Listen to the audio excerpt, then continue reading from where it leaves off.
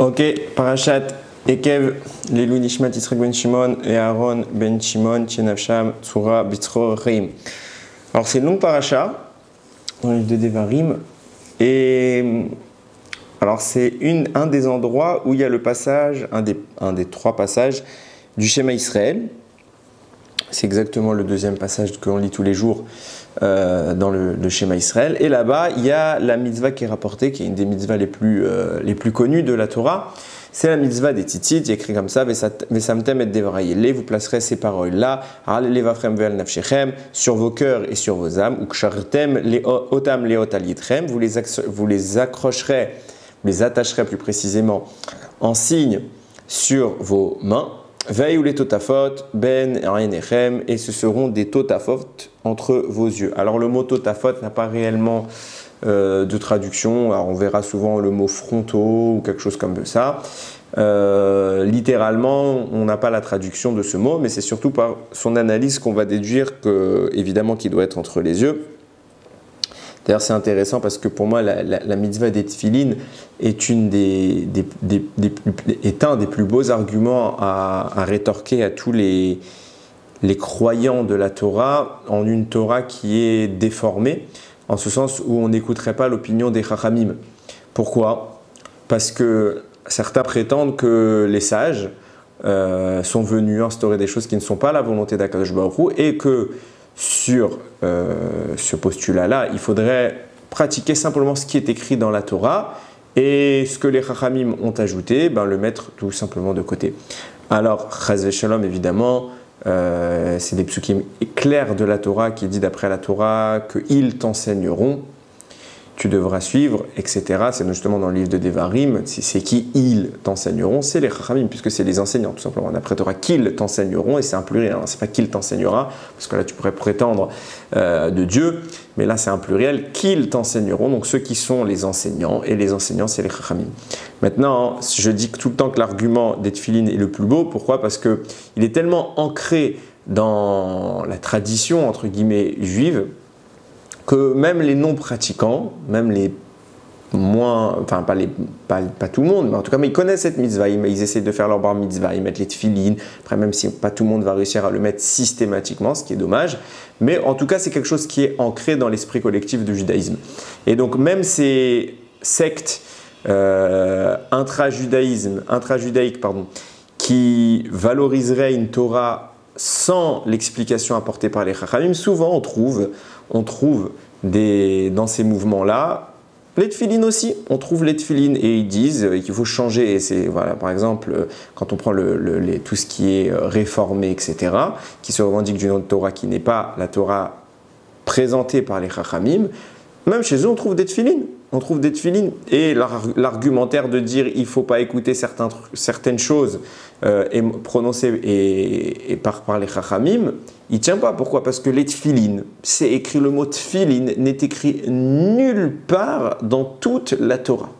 Il n'y a pas écrit une seule fois le mot tefilin. Quand je parle de la Torah, je parle des Chamisha Chumshe Torah en tout cas. Donc, ce n'est pas mentionné une fois. Ce n'est pas mentionné la mitzvah en tant que telle, comme je viens de dire. Ce n'est pas mentionné la mitzvah dans la manière de l'accomplir, à savoir cette fameuse boîte noire qu'on va poser sur le bras et la tête. C'est pas mentionné les lanières, c'est pas mentionné qu'il faut y mettre 4 parachiotes, etc., etc. Et pourtant, ces mêmes personnes qui revendiquent une Torah sans l'apport des Chachamim stricts, ça veut dire qu'ils se permettent de dire ça, ce qu'ils ont dit c'est vrai, mais ça, ce qu'ils ont dit c'est faux, c'est-à-dire on fait un tri sélectif, ce qui nous arrange, ce qui ne nous arrange pas. Ces mêmes personnes mettent des tefilin. Des tefilin, d'où viennent les tefilin? Ils viennent bien exclusivement de l'explication orale et absolument pas du texte écrit.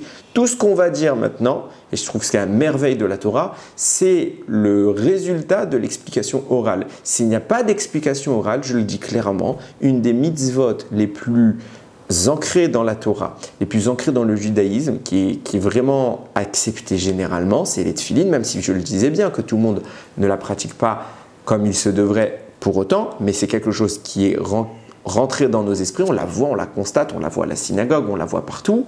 Cette mitzvah-là n'aurait pas existé s'il n'y avait pas eu les Chachamim pour nous expliquer comment l'accomplir, puisqu'elle n'est pas mentionnée explicitement dans la Torah. Les seules mentions, c'est ce pasouk-là, qui revient sous diverses variante à plusieurs reprises. Okay, il y revient à peu près schématiquement 3 fois. Et il y a peut-être même, on peut considérer non, il y a 3 fois à peu près. Il y a une 4e avec une différence dans Kadesh Li Kol Bechor. Bon, passons.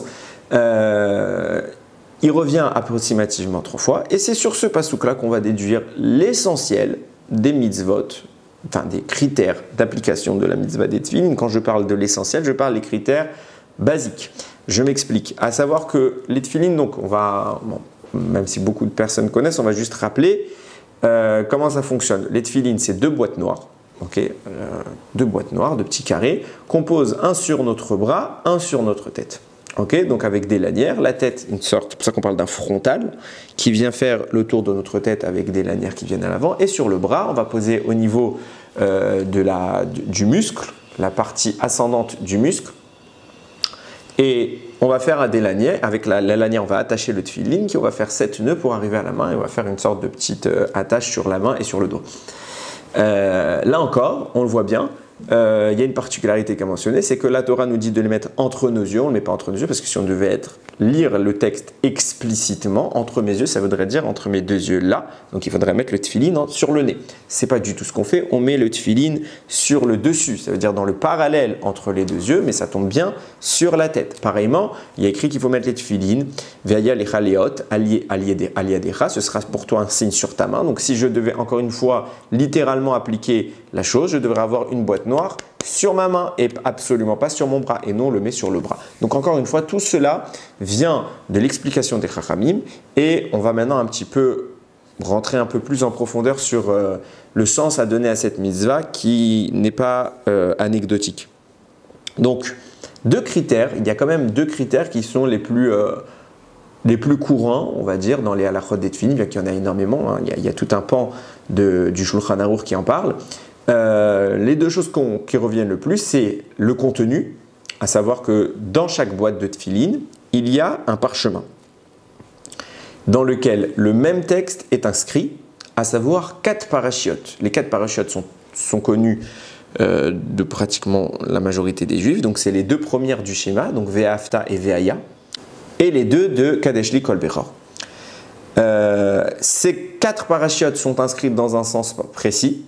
C'est une discussion, la fameuse discussion pour distinguer les choses entre Rashi et Rabbeinu Tam. Vous avez sans doute déjà vu des personnes qui mettent 2 paires de tefillin différentes, bien qu'en apparence ce soit les mêmes, le contenu est différent. Donc c'est l'ordre, la différence, c'est l'ordre des parachiotes. Est-ce qu'on met tel paracha en première ou tel paracha en deuxième?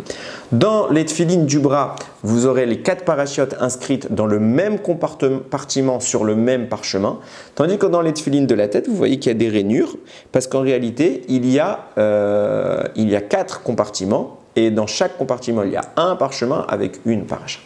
Ok? Donc, premier critère dont je vais essayer de donner le sens maintenant, c'est les 4 parachiotes. D'où cela vient, on va l'analyser. Et le deuxième critère, c'est la position sur le bras. On le sait, généralement les droitiers mettent le tefillin sur la main gauche, tandis que les gauchers mettent le tefillin sur la main droite. Bien que d'après la Kabbalah, pour les gauchers, c'est compliqué. Je suis moi-même gaucher, donc c'est quelque chose, d'après le Harizal, certains avancent l'idée qu'il faudrait même pour les gauchers mettre sur faire comme un droitier normal. Alors, on va maintenant analyser ces choses-là. D'où vient la mitzvah, enfin du moins l'information, la halakha, comme quoi il faut qu'on mette le tefillin du bras sur l'autre main. Pourquoi je dis l'autre main? Parce que dans l'ensemble des mitzvot, l'immense majorité des mitzvot, quand on accomplit une mitzvah, ça se fait avec la main droite. À savoir que quand on va saisir, par exemple, notre loulav, on va saisir avec la main droite. Quand on va saisir le verre du kidouche, on va le faire avec la main droite. L'ensemble des mitzvot, à chaque fois, on donne préséance à la droite. Pourquoi? Parce que la droite dans la Torah, dans la mystique juive, représente toujours la miséricorde. Donc, on va toujours agir dans ce domaine plutôt que dans la gauche qui est la symbolique du din, de la rigueur. Donc la Torah nous demande une exception à la règle, bien que d'habitude il faille se positionner du côté droit, pour un droitier. Cette fois il va aller du côté gauche, de la main opposée, celle que d'habitude on ne met pas en avant.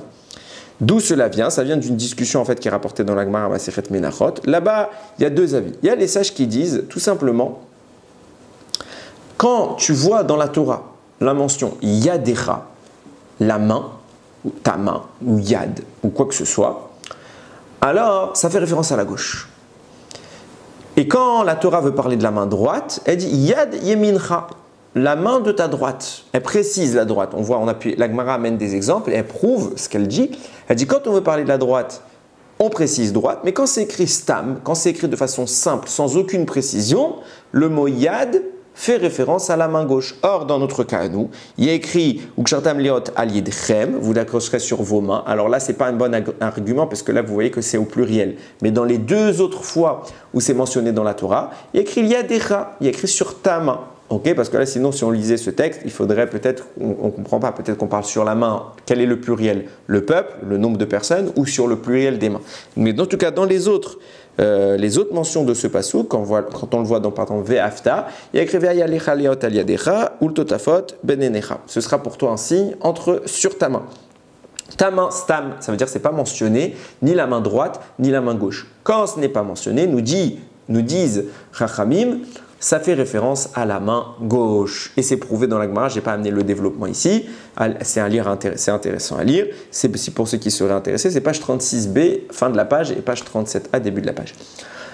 Vient un autre avis qui présente la chose différente. Rav Ashi dit non, parce que sur une des fois où c'est écrit Yadecha, il y a une faute d'orthographe. C'est quoi cette faute d'orthographe? Normalement, Yadecha, c'est écrit Yud, Dalet, et Chaf. Chaf Sophite à la fin, et on met les Nekudot dessus, ça fait Yadecha. Maintenant, dans un des passages, il y a une faute d'orthographe qui est évidemment volontaire d'Akadosh Baruch Hu. C'est au lieu de mettre Yadecha avec un Chaf Sophite à la fin, on a mis un Kaf normal, et on a rajouté un He. Et ça ne s'écrit absolument pas comme ça. Ça ne s'écrit pas du tout comme ça. Le He, en fin de lettre, en fin de mot, connote, pas systématiquement, mais connote le féminin. Ok? Donc pour dire quoi? Pour marquer entre le masculin et le féminin, l'aspect qui est le plus marquant, c'est le physique. Ok? La force. Le masculin est plus physique que le féminin. Donc ce qu'on essaie de dire par là, on va parler de la main qui n'exprime pas de la force. La force physique. Donc en clair, Chachamim disent, de là on déduit, puisqu'on a voulu passer au féminin, on connote par là une baisse de puissance pour qu'on lise le mot de façon différente. Je vais arriver à parler français un moment. D'une façon différente, à savoir au lieu de lire Yadecha, on coupe le mot en deux, on dit Yad Keha, la main faible. C'est le mot coupé en deux, simplement, on sépare le même mot, c'est les mêmes lettres, Yad Keha, la main qui est faible, pour te dire, tu dois poser ton tefilin sur ta main faible et pas sur ta main dominante. Au final, on en arrive à la même halakha, aussi bien pour Chachamim qui disent que le mot Yadecha fait toujours référence à la gauche, ou que pour Rav Ashi qui dit que le mot Yadecha fait référence à la main faible. On arrive à la main halakha, puisque pour la majorité des cas on est droitier, et donc la main faible c'est bien la main gauche. Alors la subtilité se fera au niveau du gaucher, que si on lit strictement l'opinion de Chachamim, lui aussi devrait mettre sur la main gauche parce que la Torah dit Yadecha et Yadecha fait référence à la main gauche. Si on suit l'opinion de Rav Ashi, la Torah a fait une allusion à la main faible et pas spécifiquement à la main gauche, donc on alterne. Alors, comment comprendre maintenant, je fais une petite parenthèse, la Gemara elle-même en parle et elle considère que la main faible est la main gauche, quelle que soit sa position. On ne parle pas ici, encore une fois, on ne parle pas réellement de côté, du côté droit ou du côté gauche. On parle ici de faiblesse. Ok? Pourquoi? Parce que de façon générale, le mal incarne la faiblesse et le bien incarne la force. C'est une force que de suivre la droiture. C'est une faiblesse que d'écouter son mauvais penchant. Donc en clair, on s'en fiche de la disposition. Il fallait bien dire droite ou gauche. Donc on a choisi Hachem a choisi un des deux, il a fait en fonction de ça. Seulement, quand on va parler de gauche, on va parler de faiblesse. Et même si dans la Torah il y a écrit la main gauche connote la main faible. Donc on peut revenir, c'est ce qu'un peu explique la Gemara, quand elle parle des gauchers, elle dit, d'après sa main droite, c'est la main gauche des autres êtres humains, et sa main gauche, c'est la main droite des autres. On alterne le nom, simplement, c'est la disposition, l'attitude, c'est la même, la faiblesse et la force, simplement on décale la disposition des deux mains.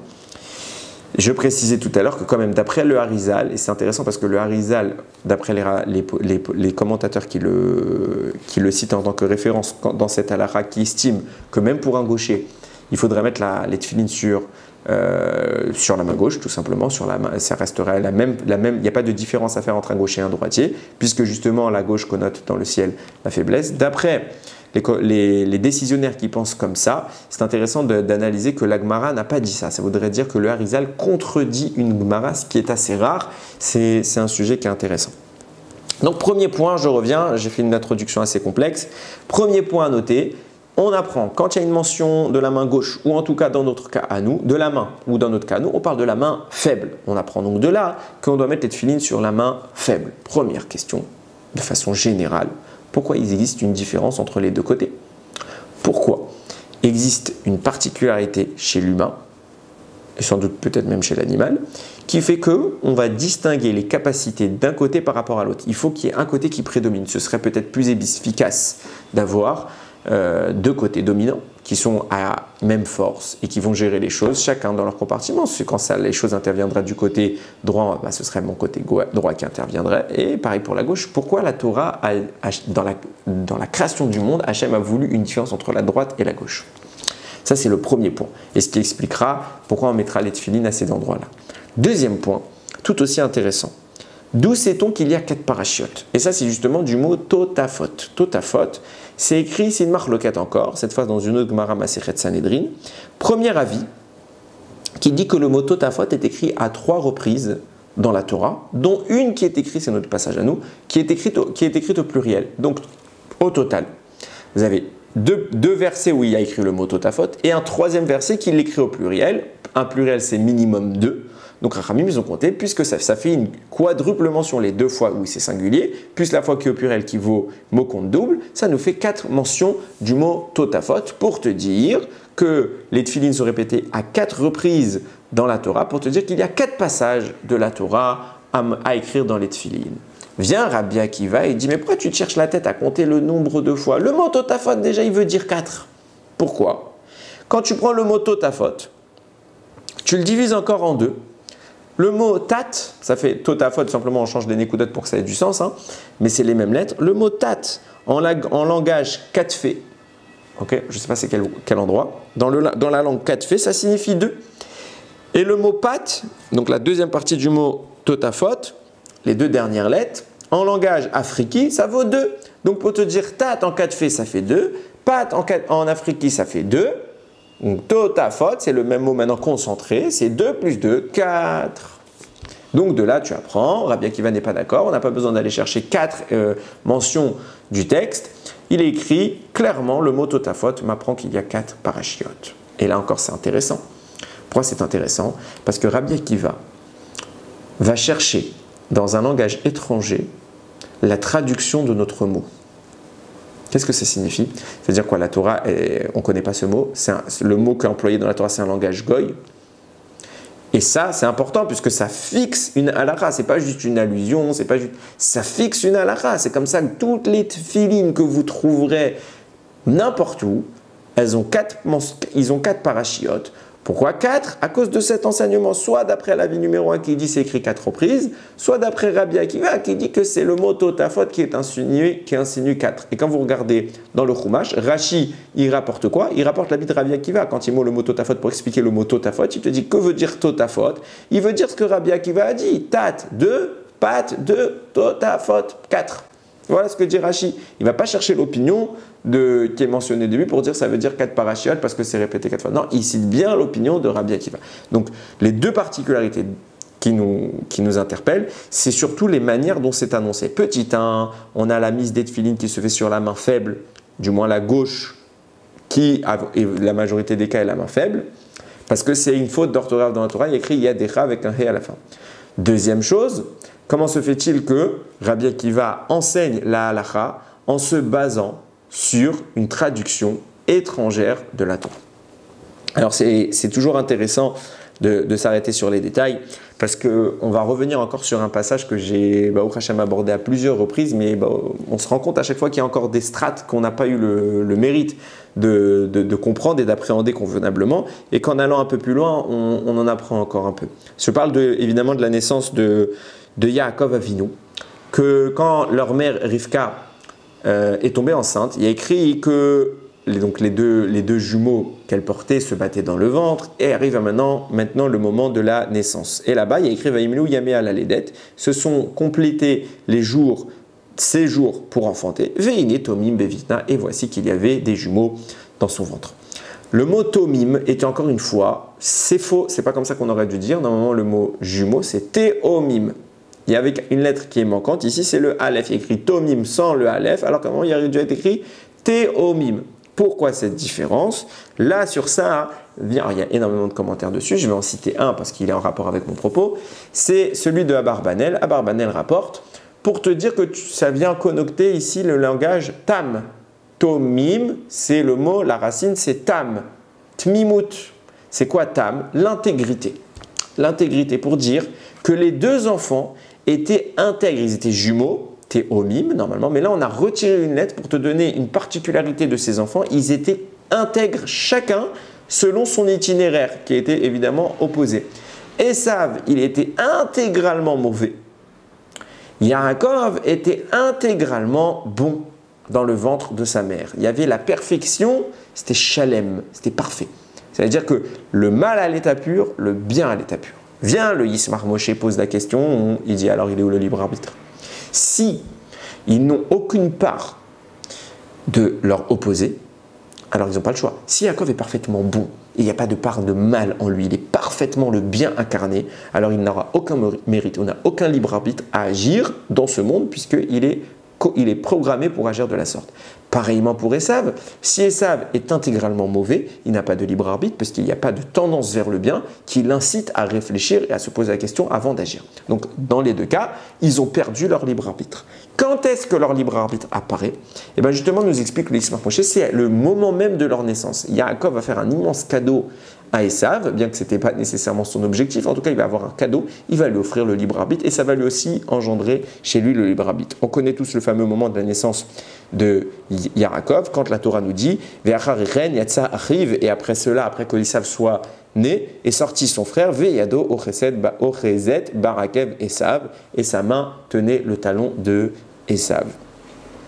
À ce moment-là, on le voit depuis le début, je l'ai dit tout à l'heure, Vaitrotsetsu abanim bekirba, les enfants depuis le ventre, ils se battaient. Depuis le ventre de leur mère, il y avait un conflit entre Yaakov et Esav. Et c'est ce qui va l'amener plus tard à aller voir un prophète en la personne de Shem. Donc il y a un conflit. C'est quoi ce conflit? C'est le combat des forces du bien contre les forces du mal, puisque comme l'a dit le Abarbanel, dès le début, Yaakov est bon et Esav est mauvais, donc ils ne peuvent pas s'entendre. Maintenant, au moment de la naissance, ce conflit va se matérialiser. C'est pour ça que quand il va y avoir débat, qui sortira le premier pour être l'aîné? Et c'est pour ça que quand Esav sort, Yaakov lui saisit pour dire non, c'est toujours moi l'aîné, je vais te doubler, etc. On voit qu'ici, les deux entités, les deux énergies sont en confrontation. Mais à ce moment-là, puisqu'il y a conflit, il y a une zone de contact entre les deux énergies. Jusque-là, ils sont dans le ventre. Alors c'est un débat de savoir est-ce que c'était des vrais jumeaux, des faux jumeaux. C'est intéressant à voir. C'est intéressant à voir. A priori, j'aurais dit que ce sont des faux jumeaux pour la simple bonne raison qu'ils ne se ressemblaient pas parfaitement. En attendant, quand ils sortent, donc pourquoi je précise la chose, ça veut dire qu'ils viennent de deux poches différentes et qu'ils ne sont pas réellement. Il y a quand même une cloison si c'est des faux jumeaux, il y a une cloison qui les sépare. Okay?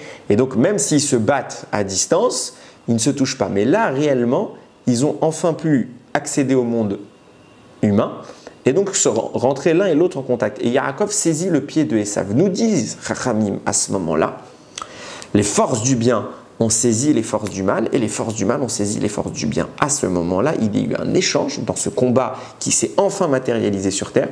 Il y a eu un échange de bien et de mal chez les deux protagonistes. Un peu de force du bien est allé dans le talon de Esav, partant de Yaakov. Et un peu de force du mal sont entrés dans la main de Yaakov. Or, encore une fois, là il y a écrit c'est quelle main qui a été tendue par Yaakov? Veyado ochezet barakev Esav. Sa main tenait le talon de Esav. Quelle main? Quand, nous disait la Gemara tout à l'heure, quand il n'y a rien écrit, c'est une référence à la main gauche. S'il y avait écrit Veyad Yemino et sa main droite tenait le talon de Esav, alors on aurait dit la main droite. Mais comme il y a écrit que Yad, principe de la Gemara dans Menachot, toutefois où il y a écrit que le mot Yad, c'est une référence à la main gauche. Ce qui veut dire que la main gauche de Yaakov va saisir le talon de Esav, et c'est au travers du talon de Esav et de la main gauche de Yaakov qu'il va s'opérer un transfert d'énergie. Yaakov récupère du mal, Esav obtient du bien.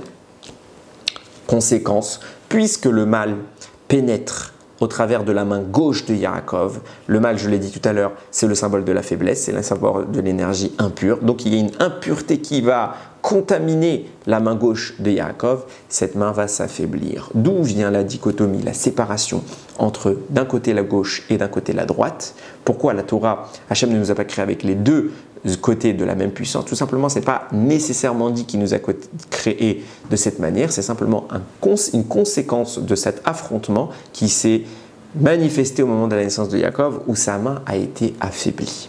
Et c'est sur cette faiblesse-là que vont maintenant intervenir les tefilines. Alors, on va maintenant essayer d'analyser les deux conséquences de ces forces. D'ailleurs, c'est intéressant, avant d'aller plus loin, que je l'ai noté, quand on dit que Yaakov a transféré de l'énergie positive dans le pied de Esav, Ramim dévoile par là que c'est là pour la même raison que l'animal qui va représenter Esav va présenter de l'énergie positive au même endroit. Je m'explique.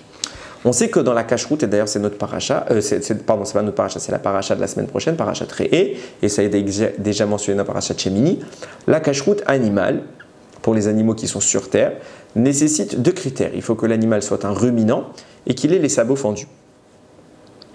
L'immense majorité des animaux se distinguent en deux catégories, à savoir les animaux qui ont les deux critères, qui sont donc cachers, et les animaux qui n'ont aucun des deux critères, qui sont parfaitement pas cachers.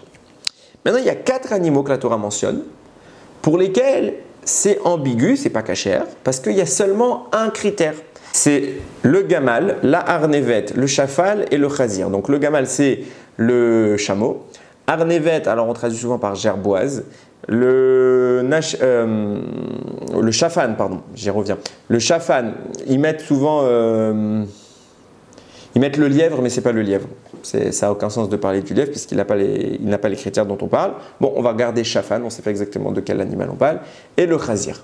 Okay. Sur ces 4 animaux-là, les 3 premiers, donc le chameau, le chafan et la gerboise, ont les sabots fendus, les sabots non fendus, mais ils ruminent. Ils ruminent, donc ils ont un critère de cache-route, mais ils n'ont pas les sabots fendus, donc à l'extérieur, on voit tout de suite qu'ils ne sont pas cachés. Et l'exception vraiment qui est unique, c'est le chazir, le cochon. Le cochon, lui, il a les sabots fendus, donc à l'extérieur, il a les signes de la cache-route, mais à l'intérieur, il ne rumine pas, ce qui le disqualifie à la consommation. Rami nous dévoile que ces 4 animaux particuliers qui sont entre deux sont le symbole des 4 exils qui viendront frapper le Ham Israël, et justement l'exil de Édom, qui est l'incarnation de Esav, c'est le chazir, c'est le cochon.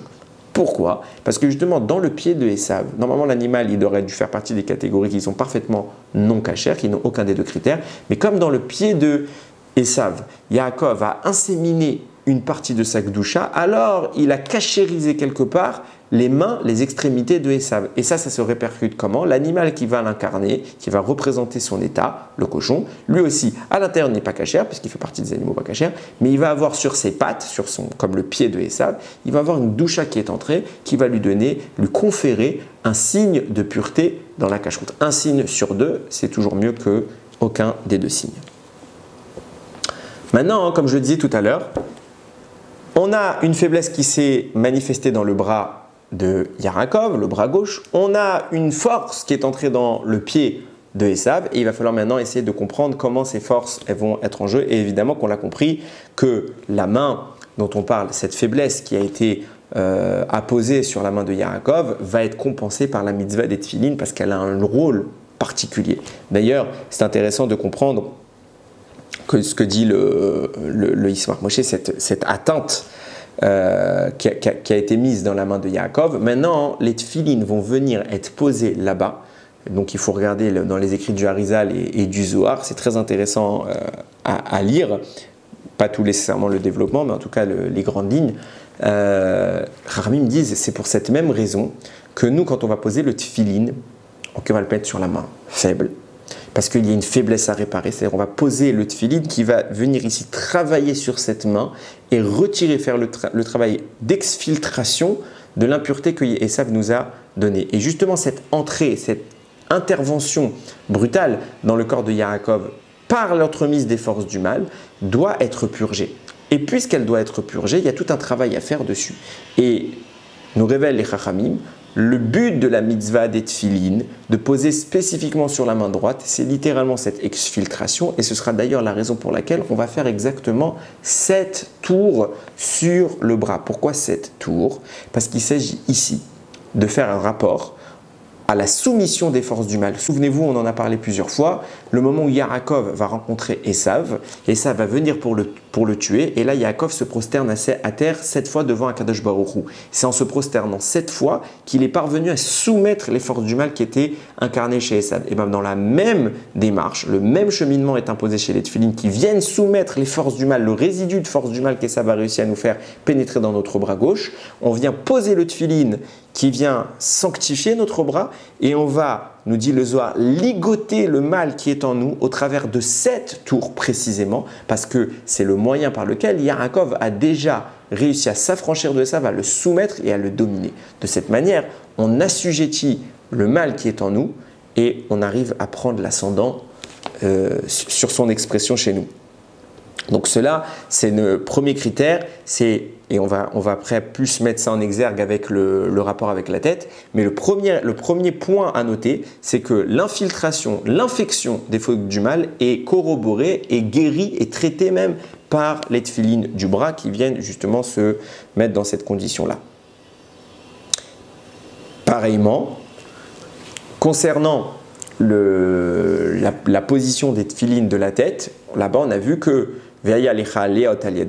donc les mains, c'est ce qui nous a appris qu'il faut mettre sur la main faible, yadecha, et le mot totafot, ce fameux fronto qui est écrit dans les traductions, est une traduction de Rabbi Akiva, 2 et 2 dans 2 langages différents. Et tous les Chachamim posent la question, mais pourquoi tu nous parles en langage étranger? Dis shtaim, shtaim, si Hachem il voulait mettre shtaim, shtaim, pourquoi il a été parlé dans une langue qui n'est pas la nôtre? Mais il y a un cheminement très important qui est en train de se tisser ici, à savoir que la Rashi rapporte, mais c'est aussi dans les Midrashim, que Moshe Rabbeinu, dans la paracha de Devarim et tout le livre des Devarim, en moment où il va commencer à prendre la parole, il va en plus de ça traduire la Torah dans 70 langages. Et se pose la question de savoir pourquoi, quel est le besoin de traduire la Torah à un peuple dont le langage, la langue principale, c'est l'hébreu. Tout le monde parle hébreu. Pourquoi tu vas leur traduire la Torah maintenant? Quel est l'intérêt? Peut-être quelques Égyptiens qui seront encore, peut-être quelques personnes dans le Ham Israël qui sont plus familiers avec les Égyptiens parce qu'ils sont nés en Égypte et donc ils ont peut-être mieux connu ça. Bon, c'est à la limite traduit en égyptien, mais quel est l'intérêt de traduire dans les 70 langues des 70 nations? Et à cela, le Shem Mishmuel apporte une réponse extraordinaire. Il explique qu'en réalité, Moshe Rabbeinu ne cherche pas nécessairement à donner une traduction. L'objectif, c'est d'affaiblir, encore une fois, mais cette fois, d'affaiblir les forces du mal, à savoir que le langage, c'est l'expression de la pensée. La pensée, c'est l'individualité la plus profonde de l'humain. C'est le moi profond. Qui je suis de façon la plus authentique. Ce qui se passe dans ma tête, c'est vraiment moi. Il n'y a personne qui m'entend, personne ne me regarde. Je suis libre d'exprimer tout ce que je pense, tout ce que je suis, du meilleur de moi au plus bas de moi. L'expression de cette pensée, c'est la parole. Et bien évidemment, même la parole est bridée. Mais seulement puisqu'elle est l'expression de cette parole, de cette pensée, alors filtre dans cette manière de parler quelques intentions d'origine qui sont plus enfouies dans mon esprit. Je m'explique plus profondément. La nature de l'individu se traduit par sa manière de parler. Il y a des gens qui sont agressifs. Donc ça se voit, ils vont avoir un langage agressif. Il y a des gens qui sont calmes, ils vont avoir une manière de parler douce. Toute la manière de parler, tout le langage, toute la langue, même les mots employés, le choix des mots va connoter l'essence même de la personne. Et dans les langages, nous dit le Shem Mishmuel, quand on parle des 70 langages, on parle des 70 sources profondes de ce que sont ces nations-là.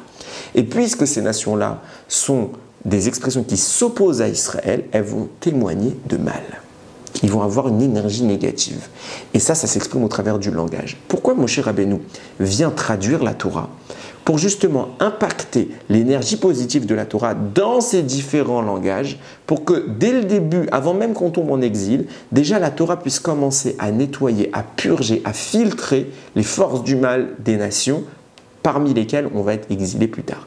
Puisque viendra un jour où l'exil prendra racine, le Ham Israël sera éparpillé parmi ces nations et viendra le besoin pour le Ham Israël de parler de Torah dans les langages des nations chez lesquelles ils sont accueillis. Donc, que fait Moshe? Déjà, il commence à traduire pour que la Torah commence à imprégner plus précisément les forces du mal de ces endroits et elle commence déjà à dégager un espace pour que puisse s'installer le Ham Israël et sa Torah puisse exister. D'ailleurs, le Shem MiShmuel ajoute que c'est une des raisons pour lesquelles Rashi, bien souvent, il traduit les mots de la Torah dans un autre langage, plus souvent le français d'ailleurs, puisque Rashi était français. Il traduit souvent en français. Pourquoi? Justement pour impacter l'énergie de la Torah dans un langage étranger et cachériser par là, commencer du moins à cachériser ce langage. Mais dans notre cas à nous, c'est encore plus fort. Pourquoi? Parce que ce n'est pas un mot parfaitement hébreu qu'on va traduire dans un mot parfaitement profane. C'est simplement un mot qui est dans la Torah, dont on dit que ce mot qui est dans la Torah, il est exactement le même mot qui sont dans les langages non juifs. Je parle de quoi? De totafot, tat et pat. C'est carrément des mots qui viennent de pays qui ne sont pas les nôtres. Alors qu'est-ce qu'ils font dans la Torah? Viens le Shlach Kadosh te dire, c'est encore plus fort que ce que je viens d'expliquer. Il ne s'agit pas simplement de commencer à impacter l'énergie du bien dans l'énergie du mal, mais complètement de mettre la racine de ce procédé, à savoir que d'où viennent les langages? D'où viennent les 70 langages dont la Torah parle? À la base, le monde ne parlait qu'une seule langue, c'était le Lashon HaKodesh, le langage saint. Au moment de la faute de la tour de Babel, Akadosh Baruch Hu a confondu les langages et les a bouleversés. Et sont apparus, sur la base du langage de la Torah, sont apparus des dérivés de langage qui sont basé, je le dis bien, c'est pour ça que je parlais de dérivés, c'est basé sur l'origine de la Torah. Et après, ça a créé complètement les langues qu'on connaît aujourd'hui. Ça a été les supports d'origine. Il n'a donc rien d'étonnant de trouver des résidus du langage originel dans le langage qui a été créé sur sa base. Il y a des mots qui vont rester. Et Rashi, ce qu'il vient te dire par là, c'est pas que le mot tat et le mot pat sont des mots goy, sont des mots d'une langue étrangère, c'est des mots parfaitement hébreux. Mais il s'avère que puisque d'autres langues sont créées sur cette base-là, alors tu retrouves ce mot chez eux. Mais le mot, il est hébreu, il est parfaitement kadosh. Et il a été mis là-bas justement pour commencer ce travail par lequel on va plus tard élargir, au travers des traductions de Moshe et plus tard de tous les chachamim de l'histoire, on va élargir l'expression de la Torah même chez les goïms. Donc, pourquoi on parle ici de totafot avec une traduction étrangère? Pour te dire, les tfilines de la tête sont l'élément qui s'implante chez les goïms et qui commence à faire le travail de cachérisation chez eux. Et là s'installe une relation qui est assez intéressante. Le tfiline du bras vient cachériser la partie négative chez nous. Le tfiline de la tête vient cachériser la partie négative chez eux. Donc il y a une symbiose, il y a une coopération entre les deux tfilines qui commence à se tisser, à savoir d'expansion, c'est celui de l'expansion de la Kedusha. Et quand on va encore un peu plus loin, il s'avère que la Gemara dans Masechet Brachot pose la question de savoir d'où sait-on qu'Akadosh Baruch Hu met des tefilines. Et elle démontre en effet qu'Akadosh Baruch Hu met des tefilines. Et là où il met les tefilines, il y a encore écrit le mot yad, et je ne vais pas citer tous les psukim, donc c'est sur sa main gauche, la Gemara le prouve que c'est en effet sur sa main gauche, et il y a écrit d'où sait-on. À ce moment-là, il dit, de là, on apprend que ça donne de la force au Ham Israël. Il y a écrit Hachem Ozla Moïten, Hachem donne de la force à son peuple. Par quelle entremise? Par les tfilines de la main gauche qu'il pose sur son bras gauche. Ce qui signifie bien ce qu'on disait tout à l'heure. Pourquoi Akadosh Baruch Hu a le besoin de donner, par le biais des tfilines qu'il met sur le bras gauche, de donner de la force à son peuple? Parce que justement, sur le bras gauche des Bnei Israël, il y a une faiblesse qui est l'insémination qu'Esav a commise au moment où il lui a transmis à Yaakov des forces du mal. Par ailleurs, la Gemara poursuit ensuite, et elle dit d'où sait-on que les tefilines sont la force du Ham Israël. Et elle cite un pasouk que la Gemara analyse par la suite. Il y a écrit comme ça, Vera ou kol amei haaretz, et tous les peuples de la terre verront, qui Shem Hashem nikra alecha, que le nom d'Hachem est appelé sur toi, Veyareu mimeka, et ils te craindront. Donc la Gemara tout de suite scintille, où ils vont voir le nom d'Hachem marqué sur toi. On parle des tefilines de la tête. Pourquoi ils vont nous craindre? Parce que quand nous on met les tefilines du bras, on ligote leur expression chez nous, on la détruit, on la mesure, on la confine au point de la maîtriser. Par contre, quand on met les tefilines de la tête, c'est la gdusha que Yaakov a rentré un petit peu chez eux au moment où il a touché son talon. À ce moment précis, il a mis un peu de gdusha. C'est pourquoi qu'au travers de notre tefilines de la tête, on arrive à faire grandir cette gdusha et à détruire les forces du mal. Pourquoi les peuples auront peur de nous? Pourquoi nous c'est une force? Quand on parle des tefilines de la tête, du bras, on dit Hachem nous donne de la force parce qu'on a une faiblesse. Par contre, les tefilines de la tête, eux, c'est notre force. Pourquoi c'est notre force? Ce qui se présente chez les goïms, c'est les goïms qui vont voir notre force parce que c'est la force qu'on a placée chez eux au moment où Yaakov a tenu le talon de Esav. J'espère que je ne m'explique pas bien parce que ce n'est pas non plus très évident. Donc on a cette opération qui se produit. Donc on a compris maintenant, ce que signifiait pour nous l'impact que Esav a eu au moment de la confrontation avec son frère Yaakov. Quand Yaakov a touché le talon d'Esav, ça a eu un impact chez nous au niveau du bras qui provoque tout ce procédé-là. Il faut qu'on aille renforcer notre gdusha à nous en détruisant le mal qui nous a entré. Et il faut également qu'on aille faire grandir la gdusha à l'extérieur. Et c'est ça qui fait craindre les nations, plus précisément les forces qui les incarnent, quand elles voient la gdusha grandir et donc l'impureté se faire repousser, elles ont très peur. C'est ça qui les inquiète quand ils voient notre tefilin de la tête. Maintenant, deuxième point, et c'est sur cela qu'on va essayer de conclure.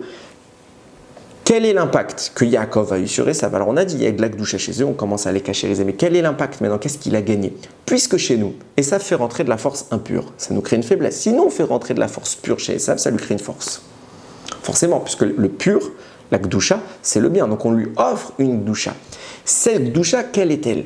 Quelle est sa force? Et quand on parle de force, on parle du moyen de nous dominer, puisque c'est une force. Donc nous, c'est un doublement gagnant pour Esav. Il nous a fait rentrer de la faiblesse chez nous. C'est pour ça qu'on doit mettre les tefilines pour pas qu'il nous domine. Et on lui a donné de la force chez lui. Donc ça a été doublement doublé. L'impact est doublé pour Esav. Si vous écoutez, le mot Aikev ne se traduit pas. On dit si ou parce que vous nous écoutez. Ok, mais le mot Aikev, littéralement, c'est le talon.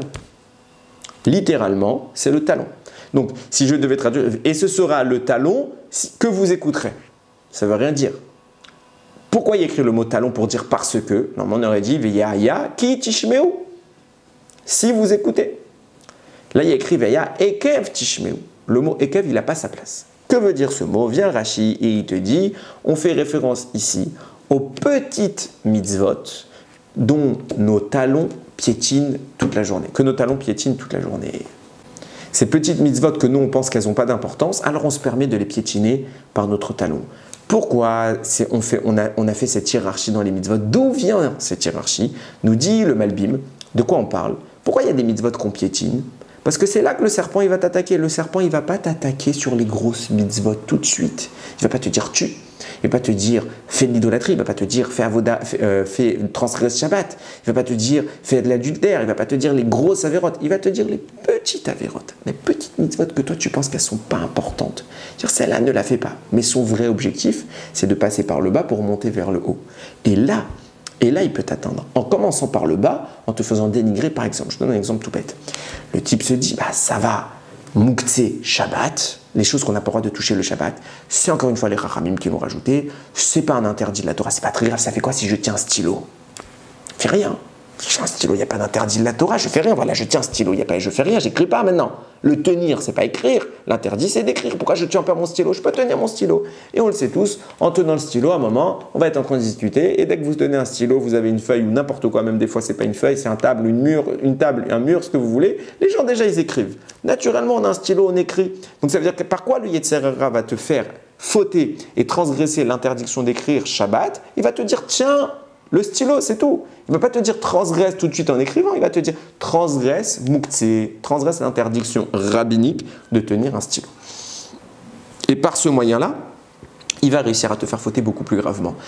C'est quoi la force que Esav il a reçue de Yaakov, cette partie de Gdusha? C'est la capacité de nous mordre au talon. Les mitzvot qu'on piétine avec nos pieds et qu'on se dit, elles ne sont pas importantes.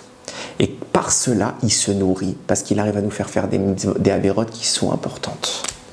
Ces petites mitzvot, il les a obtenues de Yaakov. C'est ça la petite Gdusha qu'il a réussi à grapper en nous mordant le talon. Il n'ira pas mordre la tête, il ira toujours mordre le talon. Les petites mitzvot que nous on ne juge pas importantes. En réalité, c'est une erreur de perception totale.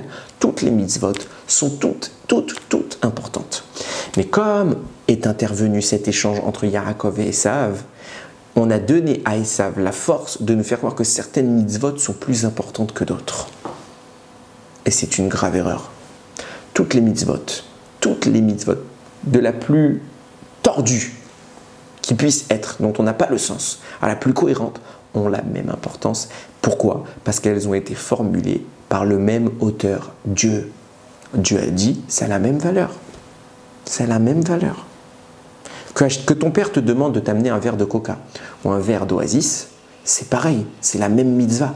Ah mais ou un verre de vin, que le vin ça vaut beaucoup plus cher que le coca ou l'oasis, eh bien c'est la même mitzvah. Ah mais le vin, ça vaut cher, ça devrait être plus important comme mitzvah que papa qui me demande de lui servir un verre de vin ou papa qui me demande de lui servir un verre de coca, ça devrait pas être la même mitzvah. Si c'est la même mitzvah, c'est ton père qui t'a demandé de lui servir à boire, point. Il t'a demandé tu lui obéis, tu as fait kibbud avayim, tu as fait la mitzvah de kibbud avayim et elle a été formulée par ton père, puisque toute l'importance de la mitzvah est définie par son auteur. L'auteur de toutes les mitzvot n'est autre que Dieu. Donc toutes les mitzvot ont de l'importance, mais seulement vient ton Yetzer Hara, puisqu'il y a un endroit où il arrive à te frapper. Certaines mitzvot que toi, il va réussir à te faire croire qu'elles ne sont pas si importantes. Et bien c'est là qu'il peut attaquer. Si on arrive à maîtriser les petites mitzvot de rien du tout dans notre esprit, et se dire elles sont tellement importantes, alors c'est la garantie pour nous de respecter les 613 mitzvot et de ne jamais fauter. Vaya et kef tishmeu. Et ce sera si tu écouteras quoi? Qu'est-ce que tu dois écouter? Ce qui est à ton talon et kev. Les petites mitzvot que toi tu crois qu'elles ne sont pas importantes, si tu les écoutes celles-là, alors Akadosh Baruch Hu nous dit la suite des psukim, je te garantis que je tiendrai mes promesses que j'ai faites à Abraham, Yitzhak et Yaakov, toute cette alliance que j'ai passée, et évidemment que la garantie s'exprimera au travers de son soutien. C'est de là que ça vient. C'est tout. Il n'y a pas besoin de chercher par 15 000 chemins. Alors Yeratzon, que évidemment la mitzvah des tefilin, qui est l'entame de la journée, j'ai envie de dire, on commence par cette mitzvah pour ligoter le mal qui est en nous, et diffuser le bien à l'extérieur pour que le mal qui est à l'extérieur ne puisse pas nous agresser, c'est le meilleur moyen de commencer sa journée du bon pied, à savoir se tracer un chemin dans lequel on va être la tête au-dessus de celle des forces du mal, mais pas seulement, il faudra poursuivre ce procédé-là en notant toutes les mitzvot qu'on peut faire dans une journée de la plus petite à la plus importante et leur donner à tous l'équivalence, les mettre sur le même piédestal. Et seulement comme ça, on sera garanti que Akadosh Baruch Hu nous apportera son soutien. Baruch Adonai Leolam. Amen ve Amen.